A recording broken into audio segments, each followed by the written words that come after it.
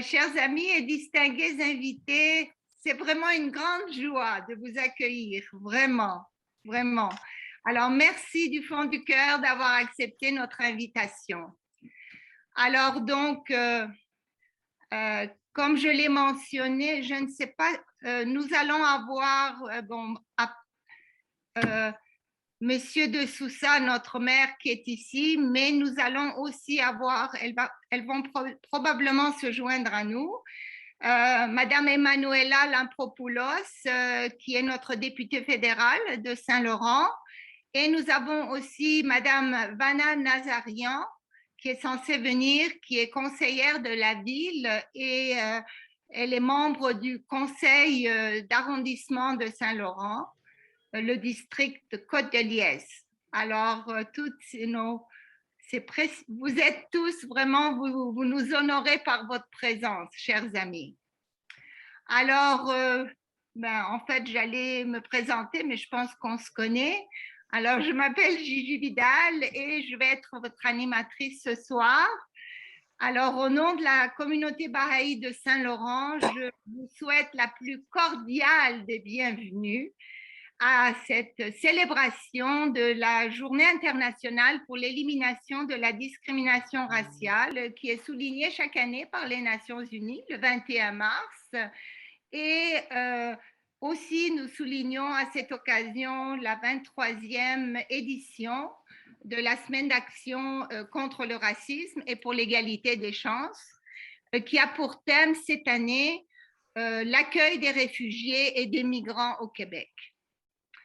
Alors, comme vous le savez, l'humanité traverse depuis plusieurs décennies un temps d'épreuves ponctué de guerres, de catastrophes naturelles ou encore d'épidémies. Et depuis 2 ans, nous sommes frappés par la pandémie et maintenant par la guerre entre la Russie et l'Ukraine. Nous vivons vraiment des moments très intenses. Les défis mondiaux auxquels fait face l'humanité nous font prendre conscience qu'il n'existe qu'une seule famille humaine interconnectée qui partage une précieuse patrie, la Terre. Nous devons passer à travers des réalités qui s'imposent, telles que les migrants, les réfugiés, l'immigration, les changements climatiques, la place des femmes dans le monde, les inégalités, le racisme, la discrimination et les préjugés de toutes formes, ethniques, raciaux, sociaux, de genre, de langue, qui sont souvent associés à la protection d'intérêts personnels, qu'ils soient économiques, territoriaux, politiques ou religieux. Alors, la communauté Baha'i de Saint-Laurent a décidé donc cette année d'organiser, dans le cadre de cette journée internationale pour l'élimination de la discrimination raciale, une rencontre de réflexion et d'échange sur la discrimination raciale qui entrave tout progrès. Cette réflexion commune et ces échanges que nous proposons par cette table ronde sur le thème de comment éliminer les préjugés de race dans notre société cherchent à offrir humblement quelques pistes de solutions pouvant éliminer les causes des préjugés raciaux. Alors, donc, voici les grandes lignes du déroulement de notre activité. Alors, après les mots de bienvenue de Monsieur de Sousa et j'espère de Madame Lampropoulos, nous allons avoir le visionnement d'un vidéo qui est intitulé « Au peuple du monde ». Ensuite, nous aurons 2 prises de parole de nos 2 invités, Madame Gabé et Madame Carmel Roukiza. Ce sera suivi d'une période d'échange et de partage. Alors, et nous terminerons avec la présentation d'un texte sur l'harmonie raciale. Ça va? Alors, sans plus tarder, je cède la parole à Monsieur de Sousa. Merci, merci Gégé. Bonsoir tout le monde. Vraiment, c'est un plaisir pour moi d'assister à cette table ronde et je profite de l'occasion de remercier Gégé Vidal, les membres de la comité, tout le monde qui a participé pour organiser cet événement important pour commémorer la journée contre la discrimination raciale. Je sais que ici, nous sommes autour de la table et juste en jetant un coup d'œil à les noms des personnes présentes, on se réalise que dans notre table ronde, on a des gens qui viennent un peu partout au monde. Et si effectivement on se penche sur la notion de comment on peut bâtir un meilleur monde, ça devient naturellement qu'on commence chez nous. Chez nous, ici, j'ose dire à Saint-Laurent, mais comme vous avez dit tantôt, Mme Vidal, qu'il y a des gens qui participent à cet événement qui sont un peu partout de Montréal, de Notre-Dame-de-Grâce, de Laval et ailleurs. On, on souhaite ardemment la paix et on souhaite ardemment la vivre ensemble. Et pour avant même qu'on peut imaginer que ça peut exister à travers du monde, je pense que ça doit commencer par nous, nous-mêmes, dans nos communautés. Donc, si effectivement on est ici pour avoir cette conversation, échanger, partager les meilleures pratiques, partager les valeurs pour comment on peut s'entendre et vivre mieux ensemble, c'est dans nos communautés, dans nos foyers que ça commence. Bien sûr, Mme Vidal, comme vous avez fait mention, actuellement un moment de crise. Un moment de crise parce que aujourd'hui, c'est la première, pour autant qu'on veut la paix, mais ici, aujourd'hui, c'est un mois que nous avons eu le début de la guerre que nous avons en Ukraine et qui a été initiée par la Russie. Et en avoir cette guerre, si jamais il n'y a pas ceux qui est parmi nous qui a osé espérer d'avoir la paix, qui a osé, il y a une trentaine d'années, quelques, envisager qu'avec en tombant le mur de Berlin, la tombée la guerre froide, et en pensant que ça pourrait être la première étape vers une paix au niveau mondial, c'est vraiment décourageant. Décourageant parce que à un moment qui était propice pour la paix, on voit que ça recommence encore et ça a un effet. Donc, moi, je ne vais pas être découragé. Je suis un homme et vous êtes tous des hommes et des femmes qui croient et que ne permettra pas cette situation actuelle de nous décourager. Pour autant que notre discussion aujourd'hui va commencer sur notre réalité aujourd'hui.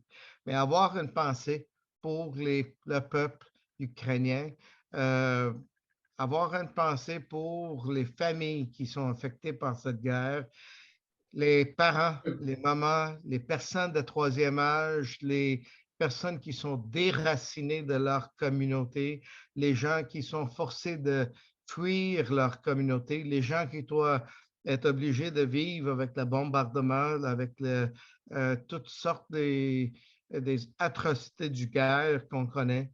Et aussi en pensant pour le peuple russe qui, dans un sens, vit avec un leadership meurtrier qui, en toute probabilité, j'espère, ne représente pas leur volonté, mais quand même, ça, c'est le sort de leur nation. Donc, avoir cette pensée spéciale, cette conversation aujourd'hui nous permettra d'échanger pour qu'est-ce que nous pouvons faire, mais en même temps, espérons que de cette discussion aujourd'hui, peut-être il y aura certains ingrédients, certains espoirs qui nous permettra de souhaiter que dans une certaine façon, aujourd'hui, on parle de chez nous à Saint-Laurent, mais bientôt, on peut avoir aussi paix dans le monde. Donc, merci Gigi, pour avoir organisé ça. Et sachez très bien la pertinence d'une journée comme ça. Moi, je suis touché par ça, simplement parce que ça m'a fait beaucoup de peine de vivre dans les circonstances qu'on vit actuellement. Et une journée comme ça souligne encore plus le besoin pour des conversations entre les êtres humains, n'importe où ils sont au monde. Merci, Mme Vidal. Merci beaucoup, Monsieur de Sousa. Merci beaucoup. Alors, je ne sais pas si Madame Lampropoulos n'est pas arrivée, n'est-ce pas? Pas encore. Ben, on va quand même continuer et puis plus tard, peut-être qu'on aura l'occasion de voir si on peut céder la parole à Madame Lampropoulos. Alors, ben, je vois qu'il y a Régine, notre chère amie Régine Allende Chombokonko, qui est la directrice générale du CECHFI, le Centre d'encadrement pour jeunes femmes immigrantes, qui est là, qui est venue nous rejoindre. Bonsoir Régine et bienvenue. Bonsoir, bonsoir. Merci. Plaisir de vous voir, chère Régine. Merci. Bon, alors, ben, si jamais vous voyez d'autres personnes que je ne vois pas parce que je suis peut-être un peu nerveuse, vous me le direz par contre, s'il vous plaît. Alors, sans plus tarder, nous allons donc visionner une vidéo, comme je l'ai mentionné, au peuple du monde qui a été composée par Madame Lucie Dubé et sa chorale qui a réuni 40 voix du cœur sur l'unité de l'humanité. Alors, le texte est un extrait des écrits Baha'i. Voilà.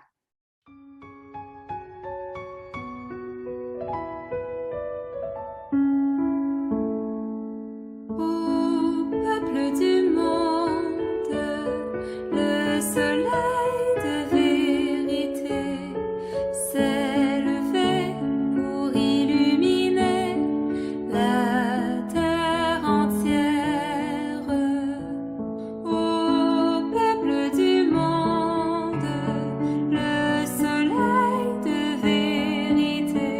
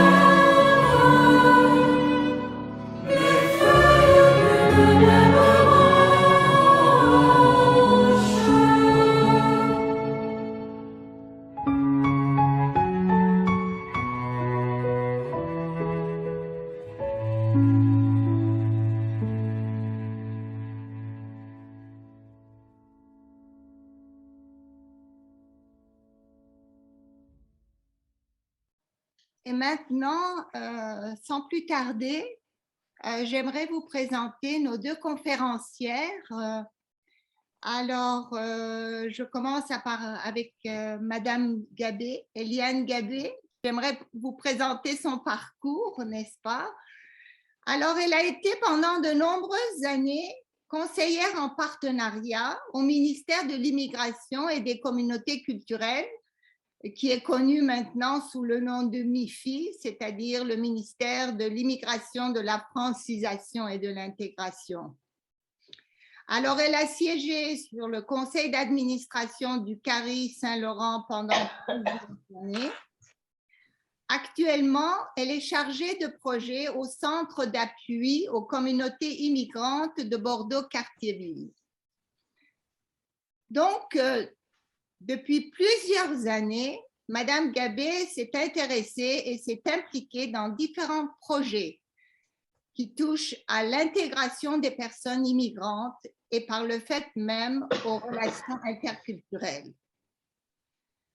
À cet effet, elle a initié ou bien participé à la mise en œuvre de plusieurs projets qui ont été repris même par d'autres partenaires, tels que le prix de l'harmonie interculturelle qui a été repris par la ville de Montréal, et ceci dans différents milieux, notamment dans le milieu de travail avec le contact emploi, des rencontres avec les employeurs, la valorisation et la reconnaissance des employeurs ouverts à la diversité, entre autres.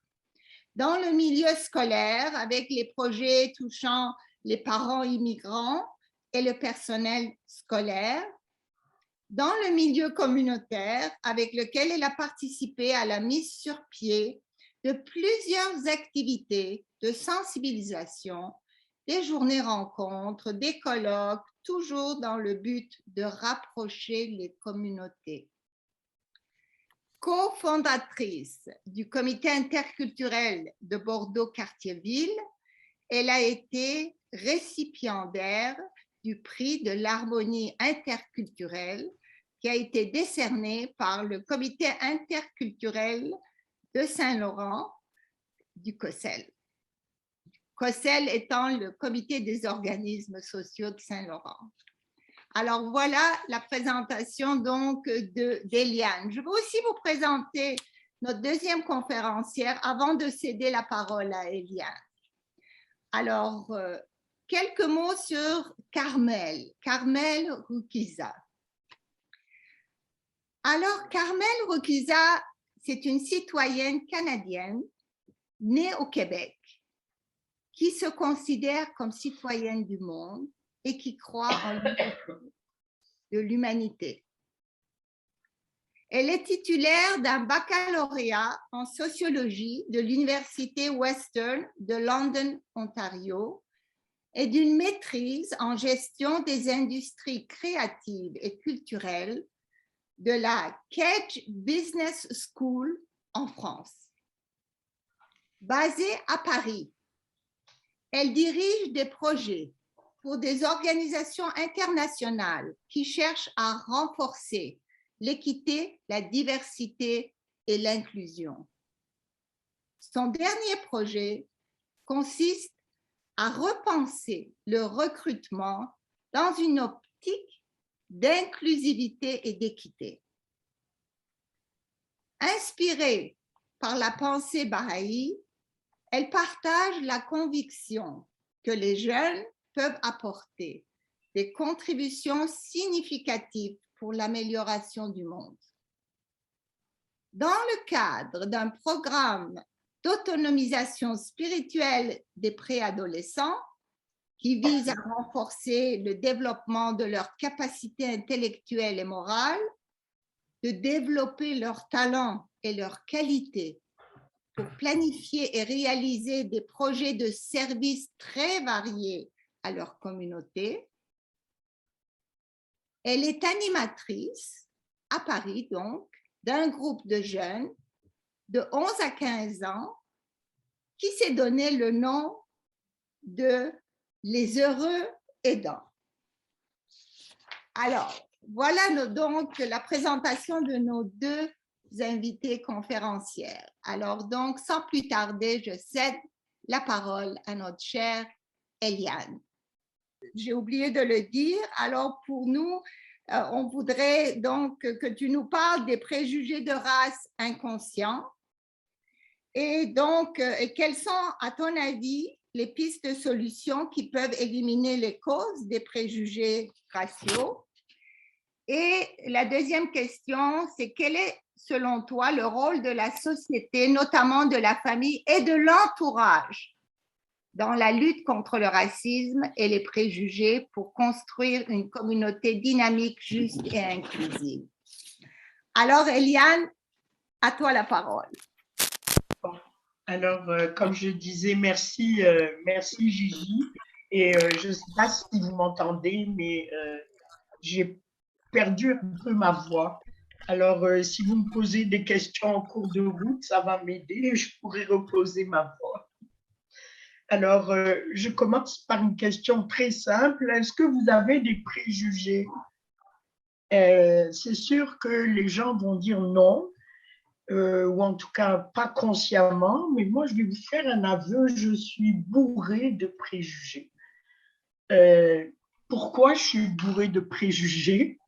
Parce que en faisant des recherches sur les préjugés inconscients et en parlant autour de moi, je me suis rendu compte qu'on avait vraiment beaucoup de travail à faire au niveau des préjugés. Comment, dans un pays comme le Canada, où plus de 22% de la population est issue de l'immigration et membre de différentes communautés, comment ça se fait que les statistiques par rapport à l'inclusion sont encore vraiment parlantes? On n'a pas réussi, on n'est pas encore, même pas proche d'intégrer nos gens, d'intégrer les gens qui viennent, et malheureusement en raison des préjugés. Alors pourquoi ça ne marche pas? Et je vais commencer par d'abord expliquer un peu pourquoi. Comme j'ai dit tout à l'heure, on est bourré de préjugés, mais ce sont des préjugés inconscients. Parce que les préjugés qu'on voit, qu'on connaît, ben, c'est sûr qu'on va les éviter. Mais on a beaucoup de préjugés qui sont inconscients et sur lesquels on a besoin de travailler et sur lesquels qu'on doit réaliser. Alors, je vais vous donner des exemples de préjugés inconscients. Par exemple, vous êtes dans une chambre d'hôpital et il y a deux personnes qui rentrent, une blanche et une noire. Et vous allez tout de suite penser que le médecin, ben, c'est le blanc et que l'autre, c'est pas nécessairement que l'autre, c'est un autre employé. Alors, ça, c'est un exemple typique de préjugés pour lesquels on va se poser des questions dans ce sens-là. On a aussi un autre exemple. Si il y a un jeune de la communauté noire qui est assassiné, on va tout de suite penser qu'il appartient à des gangs de rue et que bon, il est criminalisé. Et le problème, c'est que ce genre de réflexion est soutenu aussi par les médias. Quand les médias vont rapporter les nouvelles, ben, on va aussi peut-être sous-entendre que ce jeune était un membre des gangs de rue. Je vais peut-être élargir, aussi pour montrer encore qu'est-ce que c'est un préjugé inconscient. Si quelqu'un est non vacciné contre la COVID, on va assumer qu'il est complotiste, mais on ne va pas tenir compte du fait que peut-être il ne parle pas la langue et il ne comprend pas de quoi il s'agit, peut-être qu'il il a des des maladies qui ne lui permettent pas de se faire vacciner, peut-être qu'il est mal informé, mais on va tout de suite sauter aux conclusions. Pourquoi? Parce que les médias, bon, on fait toujours le lien entre complotistes et non vaccinés. Et puis, je vais juste aussi vous rajouter un exemple qui a été fait dans une école aux États-Unis. On a montré une photo à une vingtaine d'enfants noirs. On a montré des photos où 50% des enfants étaient blancs et l'autre 50% étaient noirs. Et on a demandé à tous les enfants qui était le plus intelligent. Et la majorité des enfants, 70% d'entre eux, ont mentionné que c'était un enfant blanc. Alors, ça donne une idée de l'importance et de l'ancrage des préjugés. Et comme j'ai dit, ce sont des préjugés inconscients parce que c'est sûr que si on demande à quelqu'un concrètement, est-ce que les Blancs sont plus intelligents que les Noirs? C'est sûr que tout le monde va dire oui, les gens sont égaux, les gens sont aussi intelligents, mais dans leur inconscient, c'est pas, les choses ne seront pas nécessairement comme ça. Alors, je ne sais pas si vous voyez un peu ce que c'est que des préjugés inconscients. Et il y a aussi des préjugés inconscients qui sont positifs. Et je vous donne un exemple aussi. On va dire les Noirs, ben, ils jouent bien au basket. Et quand on va rencontrer des gens noirs, on va assumer qu'ils jouent bien au basket. J'ai d'autres préjugés. Les Chinois sont travaillants, ils sont bons en informatique. Et quand on va rencontrer des Chinois, on va être sûr qu'ils sont bons en informatique. Et les Latinos dansent bien. Jamais on pourrait concevoir qu'un Latino, il ne sait pas danser. Alors, on est toujours dans ces préjugés qu'on a reçus avec le temps et malheureusement qui continuent à circuler. Maintenant, l'origine des préjugés, d'où ça vient? Alors, on a énormément de différentes théories. Je vais vous donner les principales. Il y en a au moins, j'en ai trouvé une cinquantaine. Je vais vous donner les principaux. Alors, le premier terreau pour les préjugés, c'est la famille, c'est l'entourage. On dit que dès l'âge de 3 ans, les enfants ont déjà des préjugés. Alors, imaginez un peu comme c'est difficile d'intervenir dans ça. À titre d'exemple, je ne sais pas si vous avez entendu parler de ça, mais il y a quelques années, dans une école à Saint-Laurent, il y avait une forte population libanaise, il y avait des enfants chrétiens, il y avait des enfants musulmans, et pendant la récréation, il y avait des batailles rangées entre les enfants chrétiens et les enfants musulmans qui reproduisaient ce qui se passait dans leur pays. Ils n'avaient jamais vu ça de leurs yeux, ils n'avaient jamais vécu ça, mais leur famille, avec les influences de la famille, en partant, ces enfants étaient déjà bien formés pour avoir des préjugés, justement. Une autre raison pour laquelle on a des préjugés inconscients, c'est que inconsciemment, je répète le mot pour montrer à quel point ça l'est, on va privilégier notre groupe d'appartenance.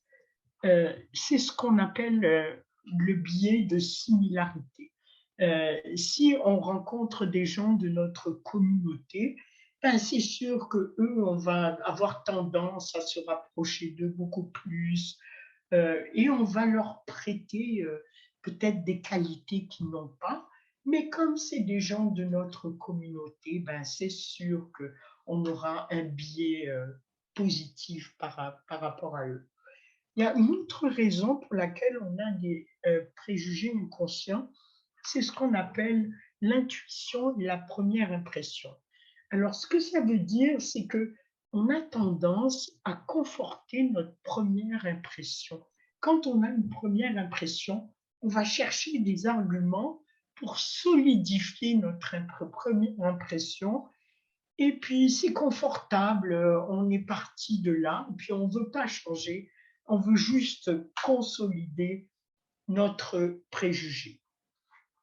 Il y a aussi notre expérience et notre perception de la réalité. On va partir d'une expérience et à partir de cette expérience-là, on va construire notre monde et avec les préjugés qu'on a, on va partir de ça. Aussi, pour la suite, on va plus avoir tendance à se rappeler des choses négatives que des choses positives, malheureusement. Si on rencontre des gens d'une certaine communauté et qu'on a une expérience négative à cause de cette personne-là, à cause de sa personnalité, à cause d'un contexte que je ne connais pas nécessairement, on va avoir tendance à généraliser à partir de cette expérience négative et on va se souvenir de cette expérience plus que des autres. L'autre raison pour laquelle on a des préjugés inconscients, c'est la peur de l'inconnu. On va avoir tendance à rester collé à ce qu'on connaît, qui va nous rassurer, qui va nous réconforter. Il y a aussi une grande raison de préjugés, et ça tout le monde le sait, c'est le manque de connaissance des autres communautés. On ne les connaît pas. D'ailleurs, il y a une étude universitaire qui a montré que les nouveaux arrivants au Québec, ça leur prend à peu près 2 ans avant de rencontrer, avant d'être ouverts aux autres communautés. Parce que souvent, ils viennent de pays où il y a des communautés très homogènes. Alors, quand ils arrivent au Québec, ils ont tendance à rester dans leur communauté et ça leur prend beaucoup de temps avant d'aller vers les autres communautés, justement pour les raisons que j'ai données. On a peur de l'inconnu, on a tendance à rester dans notre groupe, on a tendance à faire plus confiance aux gens qu'on connaît. Un autre facteur qui va aussi rajouter à nos préjugés inconscients, c'est les médias, évidemment, qui véhiculent beaucoup d'idées, de clichés, et souvent les gens se forgent une opinion à partir des médias. Et surtout dans le monde sportif, entre autres, où on a tendance à caser les couleurs, les races et tout dans certains sports. Une autre raison pour laquelle, excusez-moi, une autre raison pour laquelle on a aussi des préjugés, c'est la tendance à surgénéraliser et à faire l'amalgame. On se rappellera de septembre, d'après les incidents de septembre aux États-Unis, où évidemment tous les musulmans étaient devenus des terroristes, etc., etc. Et ça, ce sont malheureusement des raisons pour lesquelles on a des préjugés et c'est très difficile de les enlever. Une autre raison qui explique les préjugés inconscients, c'est la mode, la tendance du moment. Maintenant, il y a la guerre en Ukraine, alors on a automatiquement un préjugé favorable face aux Ukrainiens parce qu'ils sont dépeints comme des victimes, bien sûr. Alors, on a toutes ces... pardon, un petit problème. On a toutes ces raisons qui font qu'on a des préjugés inconscients. Et une autre raison je ne sais pas si c'est beaucoup d'informations en peu de temps. Si je vais trop vite, vous pouvez m'arrêter. Une autre raison pour laquelle on a des préjugés, c'est les préjugés qui sont véhiculés par des leaders, que ce soit vos patrons, que ce soit certaines communautés religieuses ou autres, ou quand c'est quelqu'un d'autorité qui va présenter des faits, on va pas avoir tendance à aller contre l'opinion de nos patrons, des leaders. On va respecter ça et puis on va aller dans le même chemin. Aussi, une autre raison qu'on a, c'est la simplification de la réalité à partir d'une seule caractéristique, que ce soit positive ou négative. Et un exemple qui a été donné, c'est qu'on a tendance à simplifier les choses. Et par exemple, quelqu'un qui vient d'un quartier défavorisé, ben, on va avoir une opinion de lui qui va être teintée par son adresse. Et la même chose, quelqu'un qui vient d'un quartier favorisé, c'est la même chose, hein, il vient d'Outremont, alors on va lui donner des aspects, des qualités, des traits de caractère parce qu'il vient d'Outremont et qu'on va généraliser à partir d'un exemple.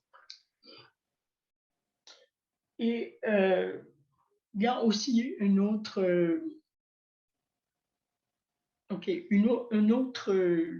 aspect qui encourage les préjugés inconscients. Ça, c'est relié à l'humain. C'est parce qu'on a l'impression qu'on sait toujours un peu plus que les autres.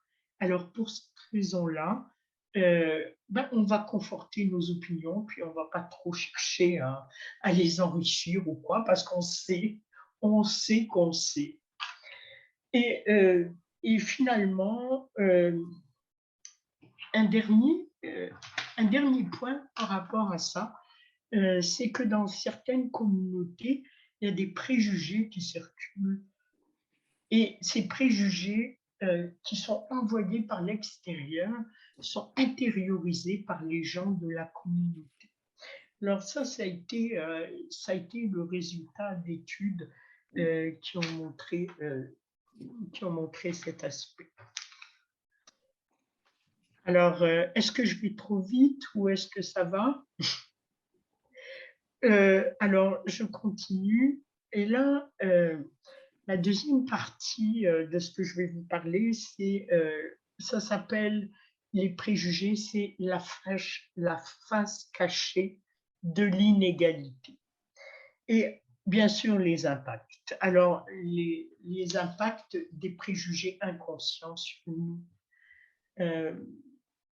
Alors, bien sûr, dans le marché du travail, c'est un des domaines où il y a le plus d'impact négatif, mais pas seulement. Alors, par exemple, on va choisir des personnes dont le nom est à une consonance française. Si on est français, on va choisir un nom à consonance familière. On va se méfier un peu des gens qui n'ont pas un nom avec lequel on est un nom auquel on est habitué. Et on va avoir tendance à attribuer des qualités et des défauts à des personnes à cause de leur communauté d'origine.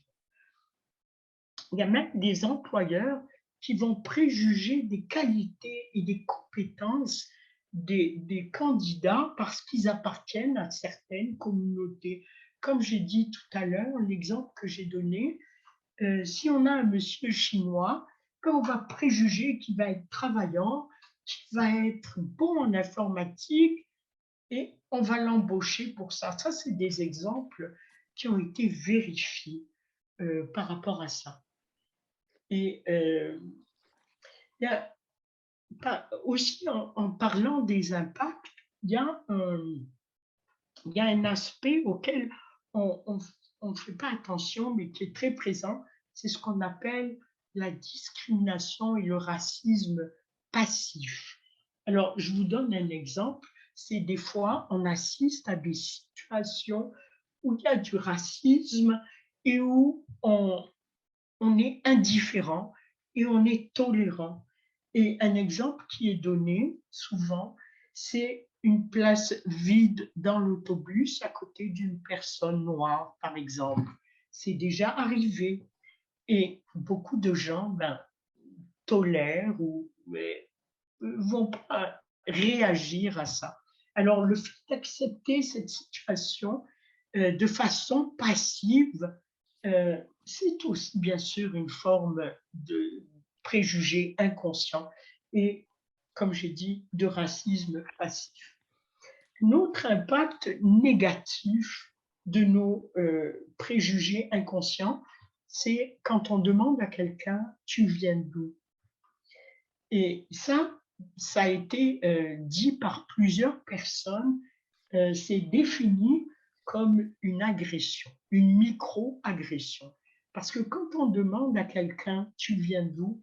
et si la personne nous répond « je viens de Montréal » par exemple, on va dire « et tes parents, ils viennent d'où ?» On ne veut pas, et les gens ressentent ça comme une forme de rejet. Pourtant, dans notre tête, ce n'est pas du racisme, mais les victimes, les gens qui on demande ça, et ça, je l'ai entendu tellement de fois quand on dit arrêtez de me demander je viens d'où, je viens d'ici. Et comme j'ai dit, les gens ressentent ça comme une micro-agression. Une autre chose aussi qui est ressentie comme une micro-agression, c'est certains mots. Exemple, si on appelle un autochtone, un Amérindien, eh ben, il va sentir ça comme une forme d'agression, de micro-agression, parce que pour lui, ça a une connotation négative.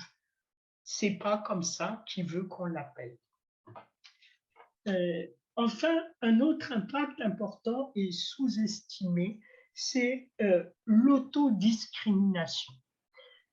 Comme j'ai dit, on intériorise quelquefois les préjugés qui sont liés à notre communauté. Un exemple, des études ont montré que des jeunes latinos aux États-Unis étaient en échec scolaire, majoritairement en échec scolaire dans une école, des latinos et des noirs. Et la raison pour laquelle c'était comme ça, c'est que en partant, ils étaient sûrs qu'ils n'allaient pas réussir. Et puis même s'ils réussissaient leurs examens, mais le marché du travail, ce n'était pas quelque chose d'évident pour eux non plus. Alors, ce côté-là aussi, on ne le réalise pas, mais beaucoup de gens de diverses communautés ont tendance à intérioriser les préjugés qu'ils ressentent à leur égard. Bon, alors, j'espère que je ne vous ai pas trop scié le moral avec tout ça. Maintenant, j'arrive avec les pistes de solutions.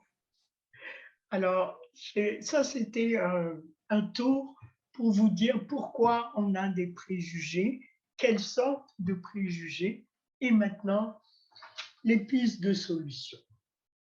Alors, évidemment que la première solution, c'est l'éducation dans la famille et dans l'école.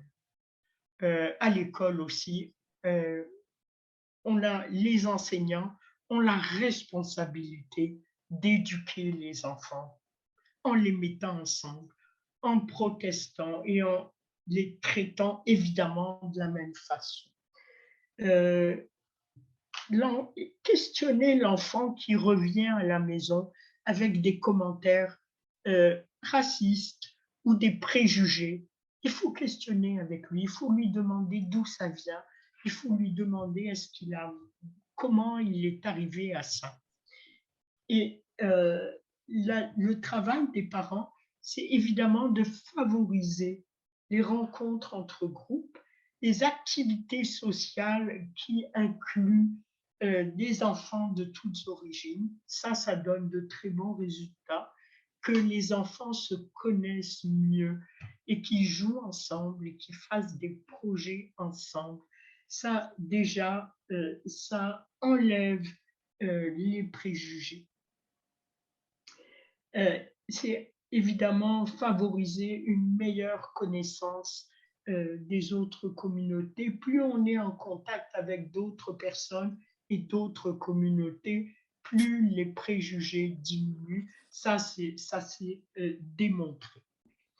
Et évidemment, donner l'exemple. Dans la famille, il faut qu'on donne l'exemple.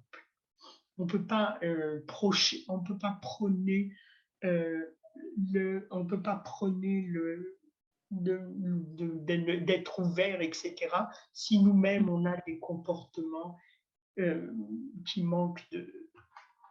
ne sont pas ouverts. Ensuite, il faut être très prudent sur les choix des mots qu'on utilise. Les mots sont très porteurs de sens et on ne sait pas toujours comment ils vont être reçus par les autres. Tout à l'heure, je vous ai parlé de « tu viens d'où ». On ne sait pas comment l'autre personne reçoit ça. Alors, il faut être très prudent avec le choix de mots et on peut demander aux gens une rétroaction sur les mots qu'on utilise.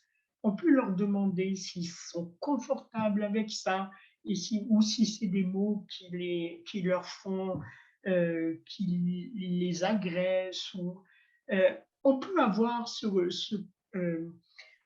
cette attitude d'ouverture par rapport aux mots et par rapport au comportement en demandant aux gens une rétroaction. On peut demander, est-ce que vous trouvez que ce mot-là ne vous convient pas? Est-ce que vous trouvez qu'il est agressant pour vous? Et déjà, en montrant cette forme d'ouverture, on a déjà aplani un peu la distance entre nous deux. Ensuite, aussi, la rétroaction par rapport au comportement. Ensuite, une chose qui est importante, c'est se poser des questions par rapport à notre façon de voir les choses, par rapport à notre comportement. C'est sûr que ce n'est pas évident, mais se poser des questions, se remettre en question, ça aide un peu à aller chercher ces préjugés-là que nous avons en arrière de la tête. Et bien sûr, il faut sortir de sa zone de confort.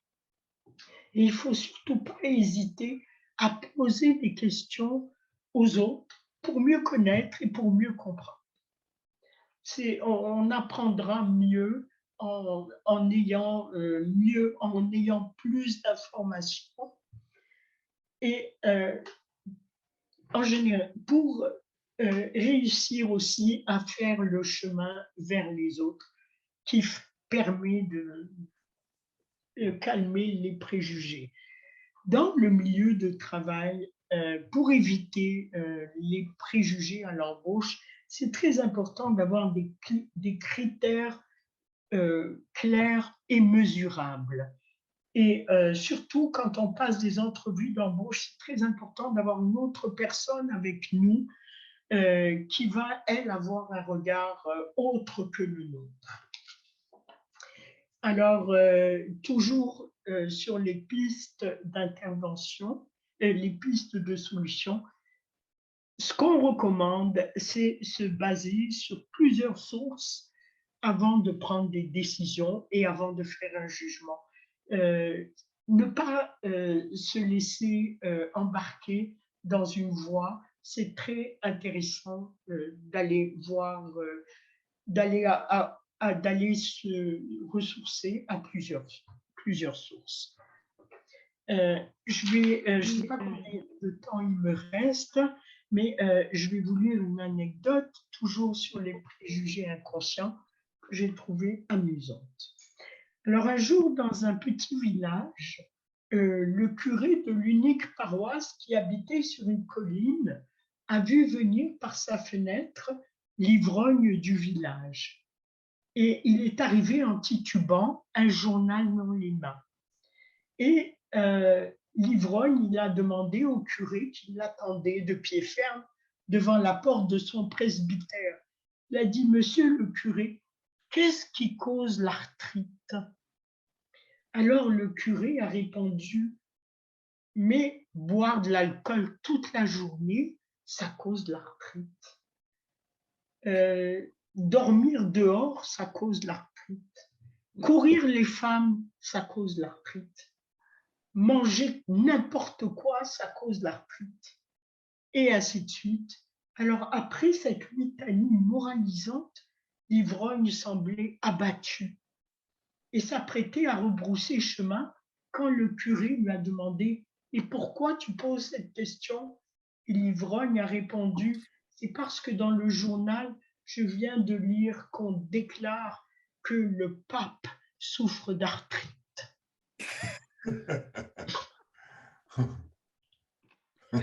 Alors voilà, c'est tout. Merci Eliane, merci. Gardez vos questions parce que là, on va vous présenter la vidéo de Carmel Roukiza. Alors, sa présentation portera sur comment les individus et les institutions peuvent-ils travailler ensemble pour renforcer l'équité raciale dans nos communautés. Alors, nous allons visionner sa vidéo qui est d'une durée de 10 minutes. Et si jamais vous souhaitez avoir la version anglaise du texte de sa vidéo, elle est disponible, vous pouvez m'en faire la demande. Je suis inspirée. Eh bien non, je suis Carmel Roukiza, c'est mon nom, mais inspirée, c'est ce que je ressens dans mon cœur. C'est à la fois un honneur et un immense privilège d'être parmi vous tous. Et je vous remercie de m'avoir accueilli dans cet espace important où je me sens tout simplement inspirée. Inspirée par les choix que nous faisons pour faire évoluer notre communauté vers une vision d'unité raciale. Je me sens inspirée quand je vois des communautés multiraciales dynamiques vivant en harmonie. Lorsque je rencontre des jeunes et des préadolescents de 12 ans et 13 ans aspirant à la justice sociale, avec le feu de l'amour pour l'humanité brûlant dans leur cœur, je me sens inspirée. Quand je vois des familles se rassembler pour célébrer l'union de couples interraciaux, pour célébrer l'amour tout simplement. Nous avons parcouru un long chemin. Nous ne naissons pas racistes, c'est important de le dire. Le racisme est un choix. L'élimination du racisme même est aussi un choix. Alors je suis inspirée par ceux qui font le choix d'aimer l'humanité. Alors j'aimerais bien avoir une solution unique pour réparer l'injustice raciale dans notre société. Et s'il vous plaît, si quelqu'un a un manuel avec des instructions sur la façon d'éliminer le racisme en 1 à 2 jours ouvrables, j'aimerais bien l'acheter. Je suis cependant consciente que si nous tournons toute notre attention vers cet enjeu de la société, nous pouvons faire un pas en avant. Et si nous contribuons systématiquement aux efforts collectifs pour promouvoir les principes de justice et d'unité, nous pouvons aller très loin. Le travail professionnel que j'effectue en tant que spécialiste de l'équité, de la diversité et de l'inclusion signifie que je rassemble quotidiennement des personnes de tous les horizons pour les consulter afin de faire de l'amélioration du monde une réalité. Que pouvons-nous faire concrètement pour renforcer l'équité raciale dans nos communautés? Comment les gens ordinaires peuvent-ils s'impliquer dans le mouvement? Et comment les institutions doivent-elles réagir? Premièrement, nous pouvons créer des systèmes d'application du principe de responsabilité. L'inégalité raciale ne peut être abolie, mais elle peut être reconnue. L'injustice raciale fait mal et c'est la vérité, il faut le dire.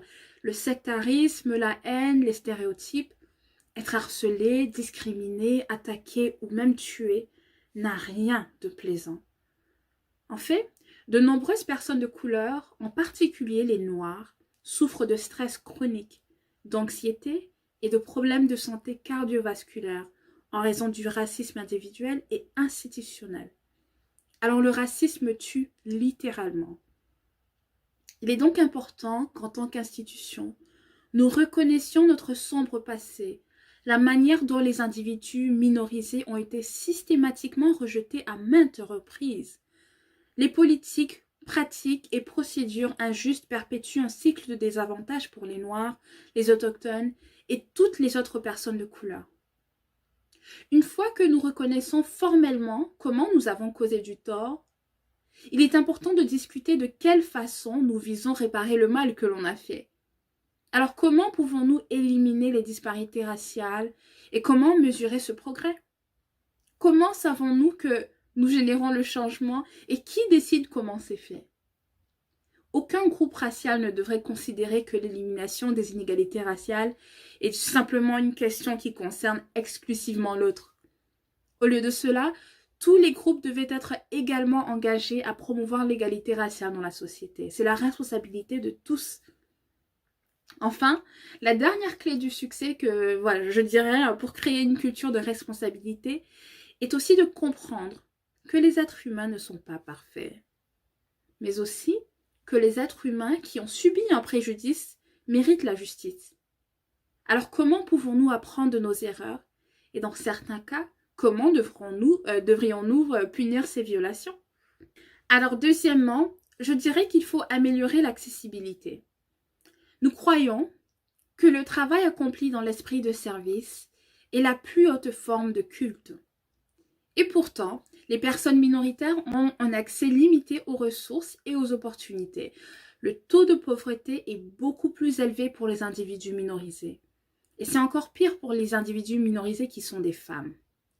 Nous savons que l'éducation est l'une de ces clés du succès dans notre société. Mais avons-nous réellement pensé aux enfants qui sont exclus de l'éducation ou ceux qui fréquentent une école qui propose des programmes de moindre qualité parce qu'ils sont simplement issus d'un quartier non blanc? Les écoles des quartiers minoritaires ont tendance à être surpeuplées et sous-financées. En ce moment, je travaille pour une entreprise qui cherche à créer plus d'opportunités pour les personnes de couleur et pour trouver des emplois pour les femmes. Pour ce faire, nous devons examiner les barrières qui se dressent entre les demandeurs d'emploi et les opportunités. Vais-je être embauchée si je m'appelle Aïcha ou Mohamed et non Lisa ou John? Et à cause de mon hijab, est-ce que je ne serai pas embauchée dans certains espaces? Je n'ai jamais vu d'avocat asiatique dans ce cabinet d'avocats. Je me demande si les employeurs vont examiner ma candidature ou s'ils vont la jeter à la poubelle. C'est une réalité. Alors il est important qu'ensemble, nous écoutions l'expérience de ces minorités, les personnes de couleur, les noirs et les autochtones, et que nous trouvions une solution appropriée aux problèmes identifiés dans ces conversations. Récemment, mon neveu de 5 ans est allé à l'hôpital. Le pauvre, il s'était cassé l'épaule. Et j'ai interrogé sa mère sur la visite du médecin. Je m'attendais donc à entendre parler de son état de santé. Au lieu de cela, elle m'a révélé que c'était la première fois de sa vie que son fils voyait un médecin noir.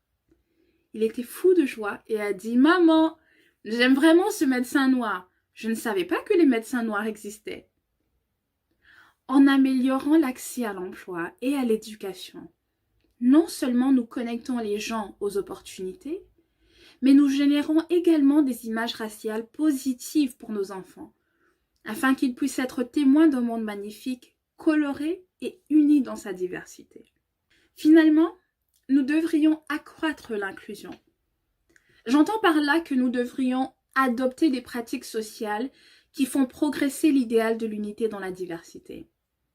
Il est important, certes, d'augmenter le nombre de personnes qui font partie des minorités dans nos établissements scolaires, entreprises et institutions, on le sait.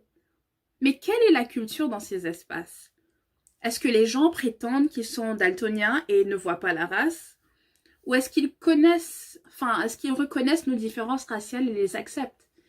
Cela me fait penser à un jardin avec un mélange de fleurs qui diffèrent par leur couleur et leur taille, et chacune qui rehausse la beauté de l'autre. Comment élargir nos cercles d'amis pour y inclure des personnes de toutes les races? Quel genre de discussions significatives pouvons-nous avoir avec nos collègues ou voisins pour bâtir l'unité de nos communautés? Et comment pouvons-nous acquérir des valeurs partagées qui nous font avancer vers la justice raciale? Engageons-nous à nous écouter les uns et les autres, à apprendre de l'expérience de l'autre et à désapprendre. Oui, j'ai bien dit désapprendre. Alors on va désapprendre le silence. On va défier l'ignorance dans la mesure du possible et nous armer de la vérité.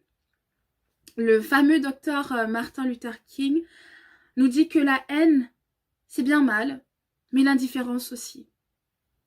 On va aussi les apprendre le confort, réalisant que nous bénéficions tous d'une certaine forme de privilège, il faut dire. Alors moi, par exemple, je suis jeune, je suis valide, je suis nord-américaine, je suis une femme. Mais moi aussi, je dois me renseigner sur les défis des moins privilégiés et répondre à leur appel à la justice et à l'équité. Nous pouvons aussi apprendre beaucoup et il y a encore beaucoup de travail à faire pour faire évoluer notre culture. Nous devons nous rappeler que partout où il y a de l'amour, tout est possible. Et on peut toujours trouver le temps de le faire. Alors avançons ensemble, main dans la main. Faisons les choix positifs et significatifs qui feront dire à ceux et celles qui nous entourent. Moi aussi, je me sens inspirée. Merci beaucoup.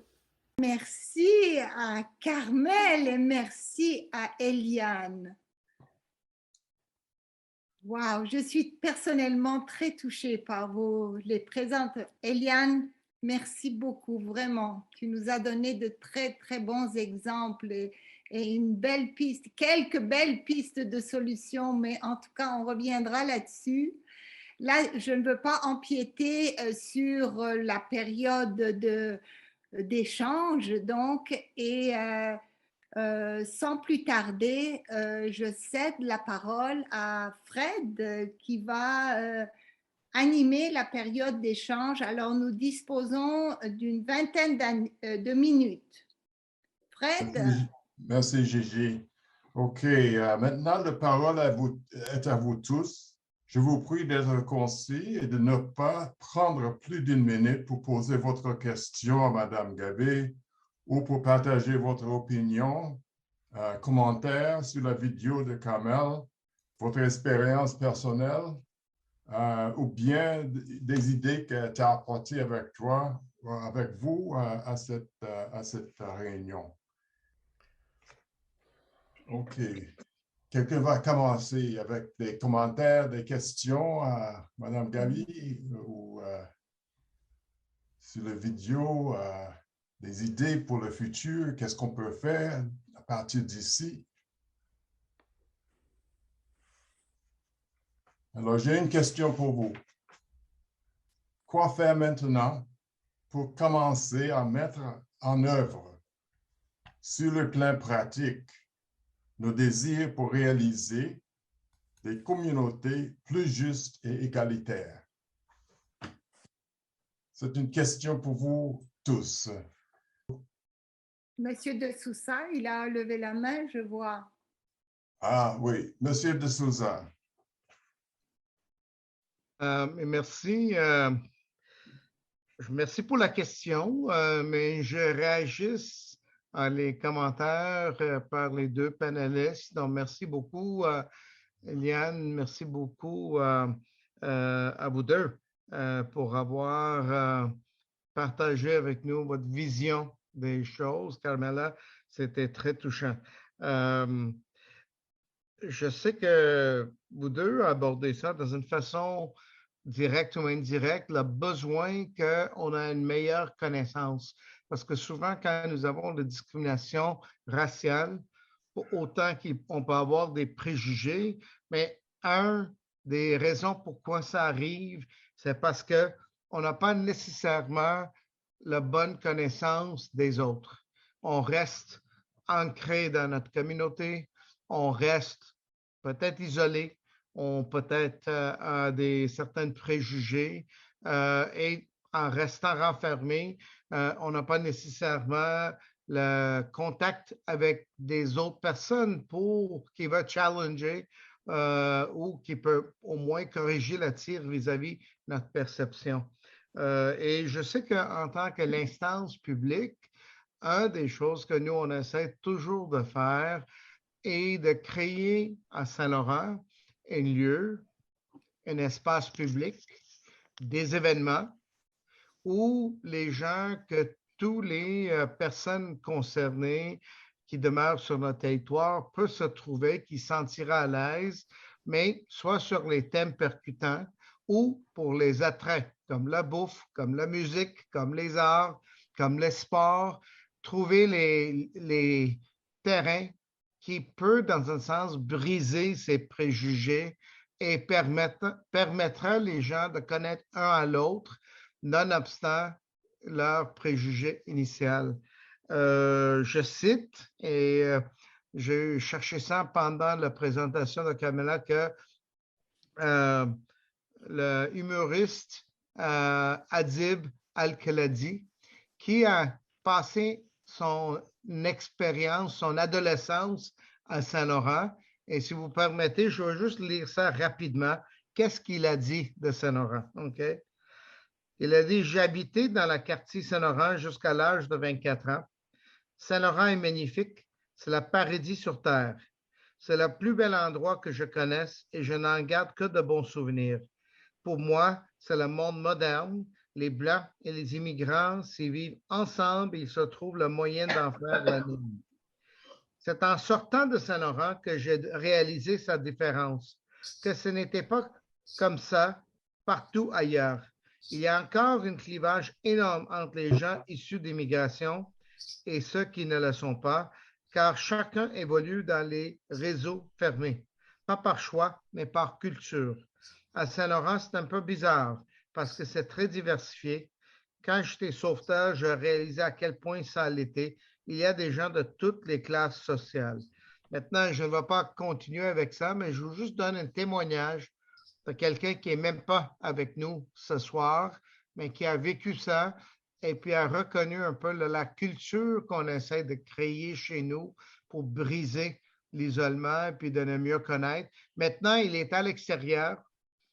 Probablement, il demeure dans la plateau ou ailleurs à Montréal, mais ses souvenirs de son enfance à Saint-Laurent et qu'est-ce qui a lui permis de connaître les gens ou dans cette bulle qu'on appelle la bulle Saint-Laurent. Il a réalisé juste quand il a sorti de la bulle Saint-Laurent quelle était la valeur ajoutée qu'on avait contribué dans son développement. Maintenant, je vais arrêter là-bas, mais je juste donne ça pour illustrer qu'il y a des gestes qui pourraient être posés par les instances publiques pour travailler dans ce sens et tisser le lien de la communauté. Merci. Merci, M. de Souza. Quelqu'un d'autre, s'il vous plaît. Dania et Pat. Oui, Pat, s'il vous plaît. Je veux parler des forces humaines qu'on a tous. C'est-à-dire, il y a des forces humaines comme l'amitié, comme l'amour, comme la connaissance qu'on est une seule peuple. Ce sont des connaissances qu'on a. Et ce sont des forces positives et ça peut être très fort. J'ai habité 27 ans en Pologne et là, j'avais 2 amis noirs, une des Caraïbes et une de l'Afrique. Et je suis encore en contact avec eux. Et je pense que d'avoir même une bonne amie, un bon ami, d'une autre culture, d'une autre couleur, ça nous donne beaucoup parce que ça nous enseigne beaucoup. Et on ne peut pas avoir des préjugés comme ça. Je pense que c'est très important d'aller vers les autres avec un cœur ouvert. Je veux juste, ça semble être très simple, mais il faut avoir le vouloir et d'utiliser nos forces spirituelles. Merci, Pat. Dania, c'est à vous. Moi, en fait, c'était pour répondre un petit peu à la question tout à l'heure de Fred. En fait, je vais vous donner ma perspective d'enseignante. Je suis enseignante au primaire et je peux vraiment confirmer que tout est dans l'éducation. Ça fait tellement une différence dès qu'on ouvre les discussions, dès que les enfants peuvent exprimer comment ça se passe chez eux, peuvent partager leur culture, peuvent partager leurs croyances, leurs traditions. On peut le faire en ce moment dans le cadre des cours d'éthique et culture religieuse. qui semble disparaître malheureusement bientôt, mais en tout cas, tant qu'on peut le faire, je trouve ça tellement riche. Tu sais, j'ai ma petite musulmane qui vient, qui fait la démonstration de comment elle fait sa prière dans sa famille. Et puis, ça enlève le préjugé. J'avais mon petit juif qui est venu, qui a expliqué, qui a fait une démonstration avec la menorah, qui a montré c'était quoi la kippa. Je veux dire, là, j'en nomme quelques-uns, mais c'est tellement, tellement riche de pouvoir laisser les enfants s'exprimer et expliquer comment ça se passe chez eux. Et franchement, après ça, ils jouent dans la cour, ils se respectent, ils se comprennent mieux. Je pense que ça commence à un très, très jeune âge. C'est juste ça que je voulais dire. Voilà. Merci. Dania, pensez-vous que c'est partout dans le système d'éducation qu'on voit ce genre d'interaction? Je sais. Qu'est-ce que tu veux dire exactement? Enfin, tu as parlé donné des exemples de personnes qui ont fait des choses très, très positives. Oui. Puis tu as parlé de la diversité. Et puis, je me demande si cette diversité, évidemment, vous voyez la diversité comme une chose positive. Je me demande si c'est une qualité qu'on se trouve partout dans le système, si c'est une chose que, enfin, les écoles vont promouvoir, quoi. Je pense qu'on est privilégié ici à Montréal, Saint-Laurent, et c'est parce qu'il y a tellement de diversité déjà. Moi, j'ai eu des collègues dans des conférences qui ont relaté que peut-être en région où il y a moins cette diversité, c'était beaucoup plus difficile à aller toucher les gens quand ils n'ont pas cet exemple-là concret. Donc, on a cette richesse ici d'avoir justement cette diversité présente. Et tu sais, quand M. Doussoussa tout à l'heure a dit de sortir, d'aller, de créer des occasions où les gens peuvent se rencontrer et peuvent côtoyer des gens de différentes origines et autres, c'est ça qui est important. Donc, je te dirais que écoutez, c'est sûr qu'il y a des endroits où c'est plus vécu qu'ailleurs. On espérait que la société va aller vers cette acceptation de toutes les cultures et l'unité dans la diversité. C'est ce qu'on espère. Merci, merci. Gregory, Paul. Voilà, bonsoir tout le monde. Vous ne me connaissez pas malheureusement, je présume. J'habite dans la ville de Montgomery, dans l'État d'Alabama, aux États-Unis. Et je viens de temps en autre vous visiter à Montréal et Saint-Laurent. Donc, je connais quelques pareils là-bas. Mais vous, en général, ne me connaissez pas. Je m'excuse. Je suis à Montgomery en train de faire... d'être pionnier pour des raisons d'harmonie interraciale. Je suis venu d'abord pour donner un discours, après je suis resté. C'est aussi parce que il y avait un lien avec ce que je faisais au niveau académique avant. Bon, d'abord il faut dire que j'étais très, très content de voir et d'entendre et de vraiment être impressionné et inspiré par vos présentations, parce que normalement, moi-même, je fais ce type de présentation et je suis très soulagé que vous avez dans le royaume francophone, là au Canada, aussi des gens qui poussent ces messages qui sont assez... qui vraiment pose le défi parce que il y a beaucoup à apprendre. Bon, quelques petites idées pour juste comme commentaire pour vous laisser avec. D'abord, il me semble que l'unité raciale est une chose qui se passe non seulement au niveau individuel, mais aussi au niveau institutionnel et collectif.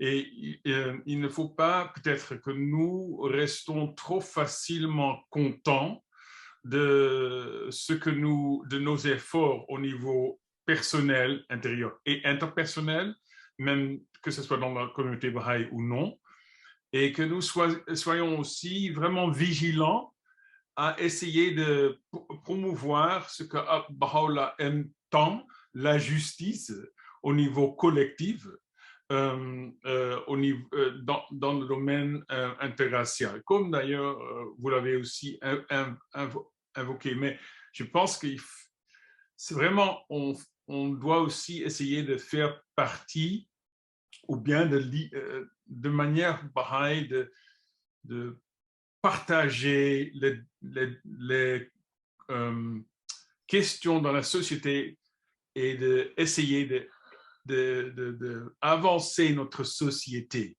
non seulement nos connaissances, je veux dire, personnelles. Donc, c'est une question. Je vais intervenir pour un instant. Tout Oui. le monde n'est pas Baha'i, on vient d'une diversité Très bien. Oui. situations, quoi. Et oui, excuse-moi.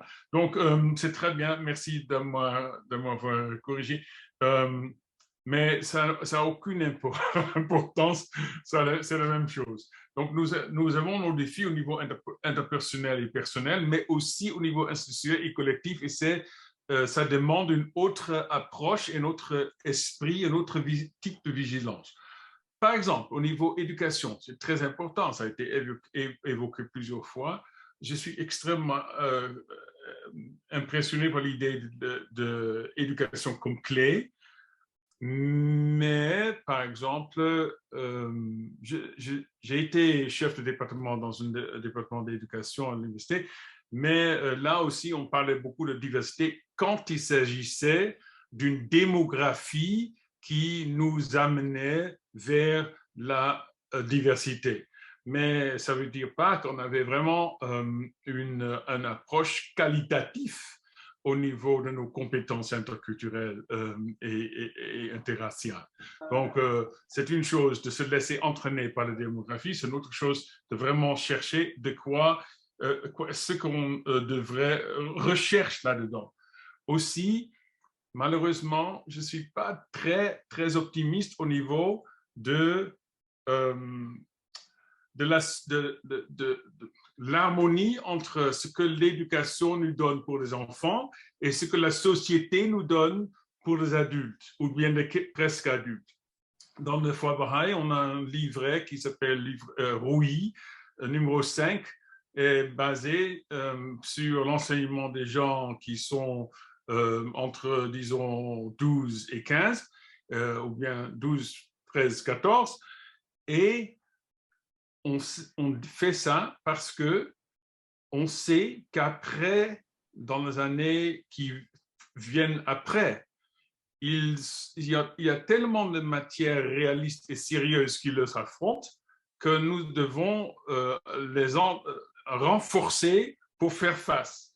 Donc, ça veut dire que la société, elle est très différente de ce qu'on fait au primaire, dans l'école. Donc, il faut faire le pont entre ce qu'on doit faire à l'école et ce que la société nous demande, pas seulement être content au niveau de l'école, je pense.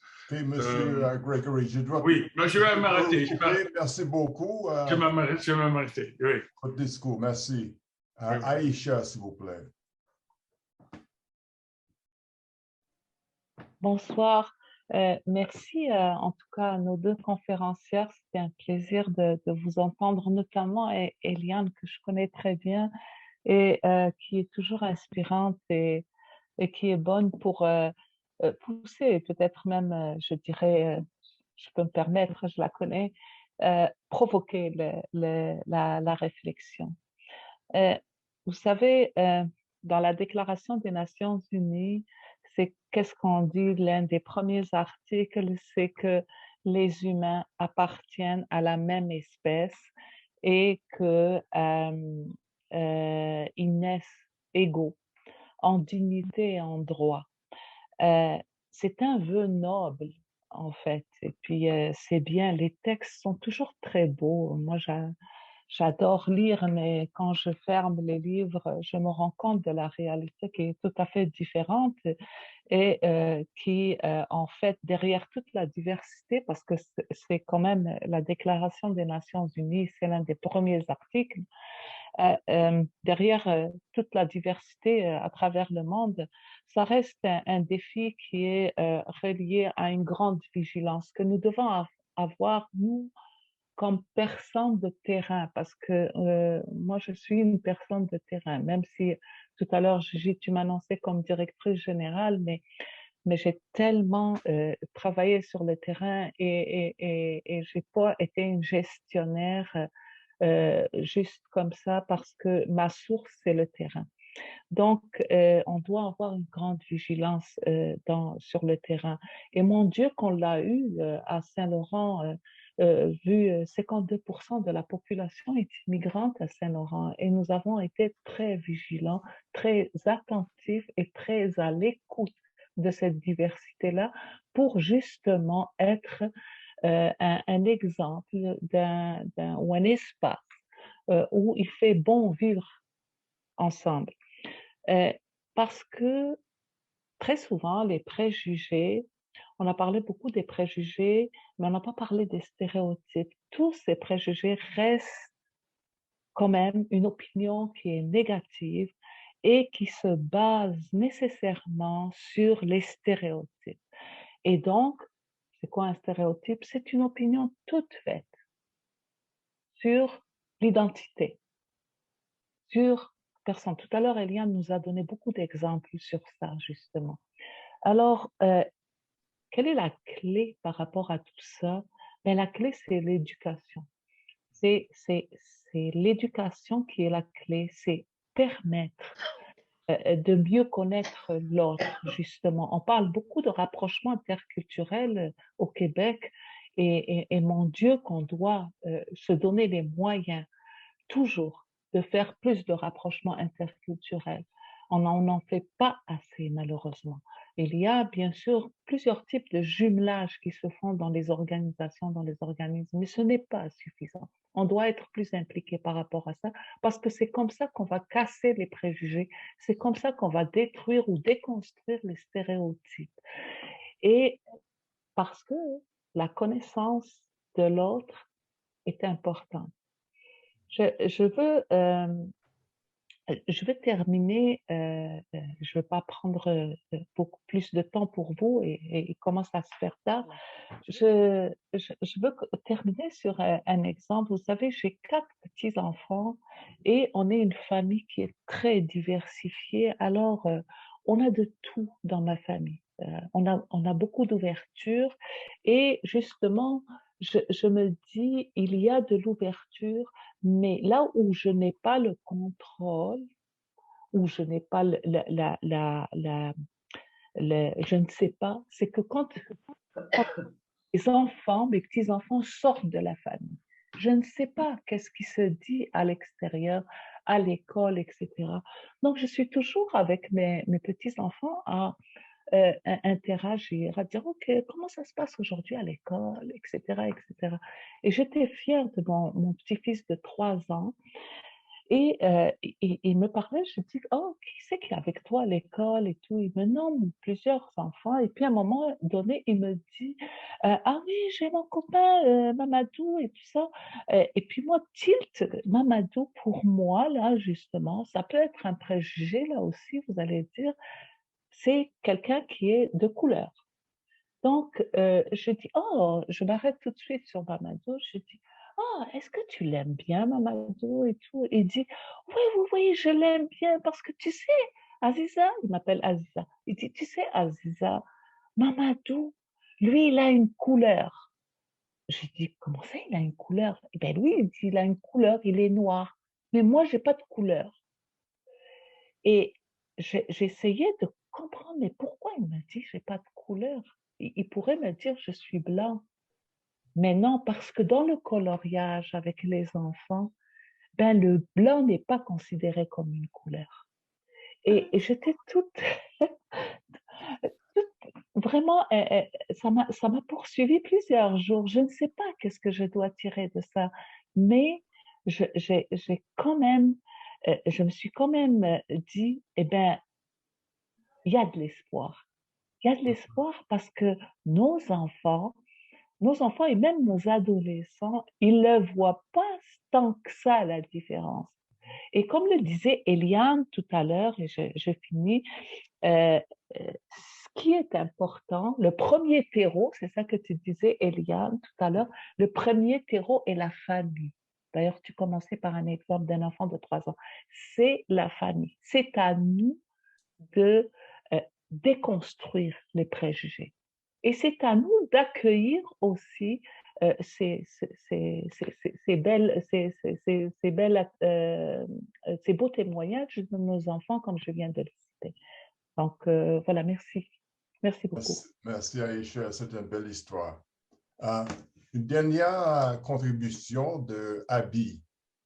Si on revient sur ce qu'on a commencé, moi, ce que je voulais apporter, en tout cas mon commentaire là-dessus, c'est que nous-mêmes, en tant que parents de couleur ou noire, nous devons apprendre à nos enfants, disons, leur montrer, je ne sais pas comment on dit ça, ne pas avoir un complexe d'infériorité.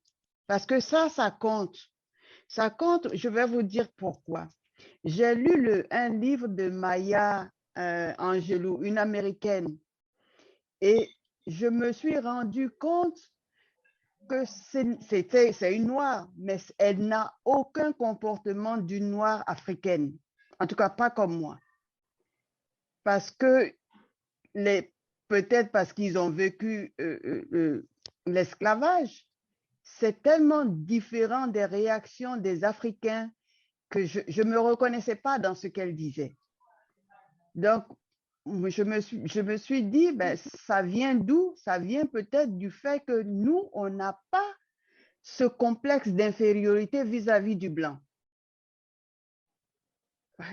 En tout cas, donc il faut qu'on apprenne à nos enfants aussi à ne pas avoir ces complexes d'infériorité. Ça, c'est un. Et puis, ce que j'ai remarqué aussi, c'est que j'ai été présidente de plusieurs comités de ressources humaines. Et quelquefois, les gens ne se rendent pas compte. En fait, ils ne réalisent même pas que ce qu'ils sont en train de faire, c'est une discrimination. Parce que j'insistais pour qu'il y ait toujours quelqu'un de couleur qui soit interviewé pendant nos interviews. Et la commission scolaire, surtout aux directions, ce sont que des blancs, généralement des hommes blancs.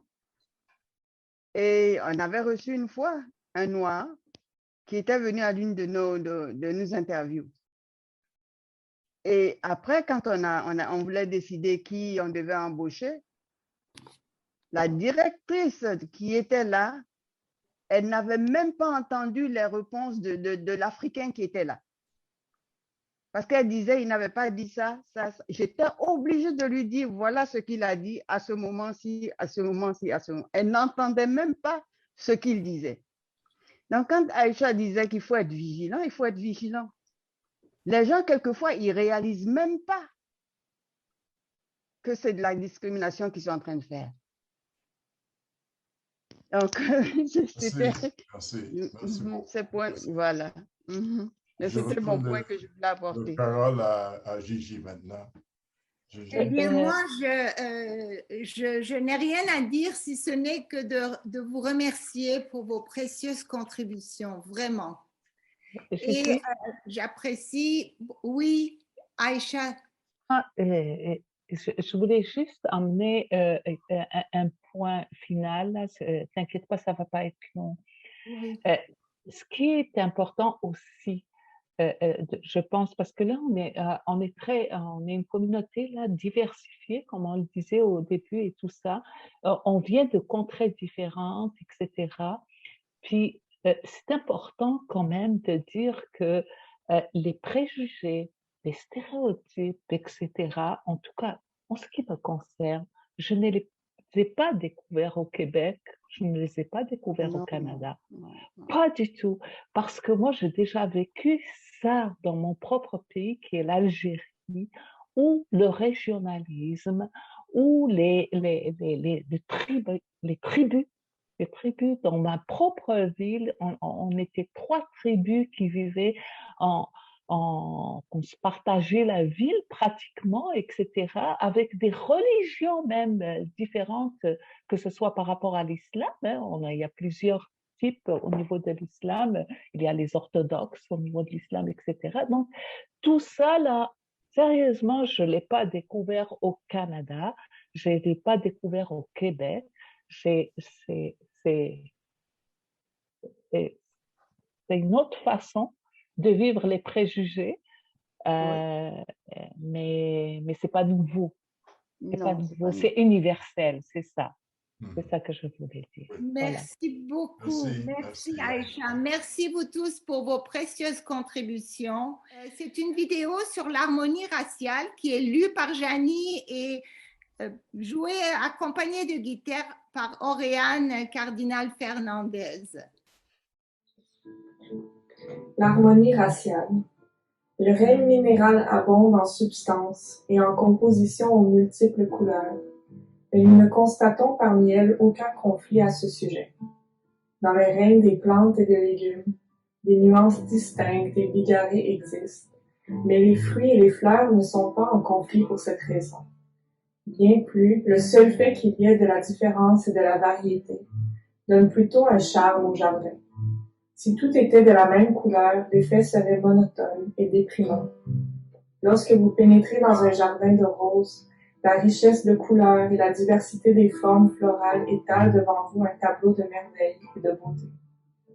Le monde de l'humanité est comme un jardin, et les différentes races sont les fleurs qui constituent son ornement et sa décoration.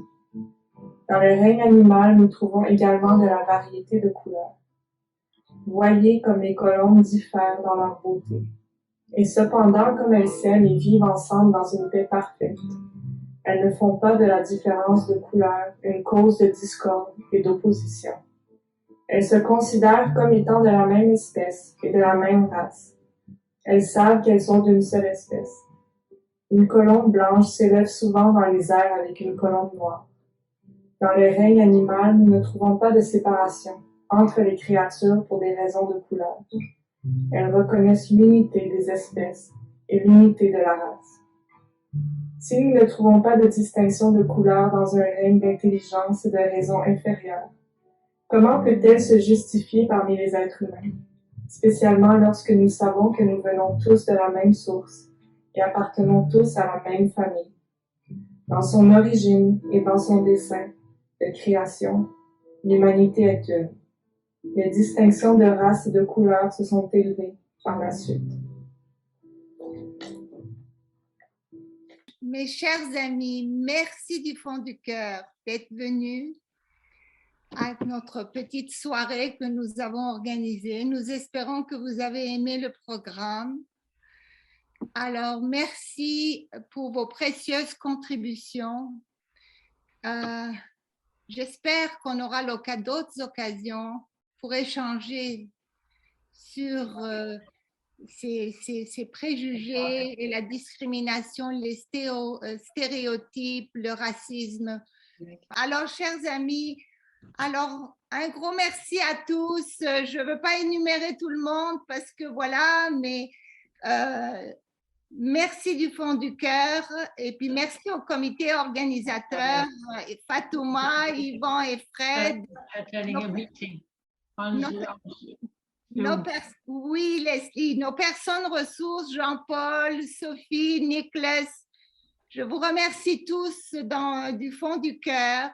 Alors, avec l'arrivée du printemps, nous allons essayer de nous revoir parce que ça nous fait du bien, n'est-ce pas? Et je vous souhaite de profiter pleinement du printemps et de l'été qui s'en vient. Et chers amis, au plaisir de se revoir. Voilà, je vous souhaite à tous une belle soirée.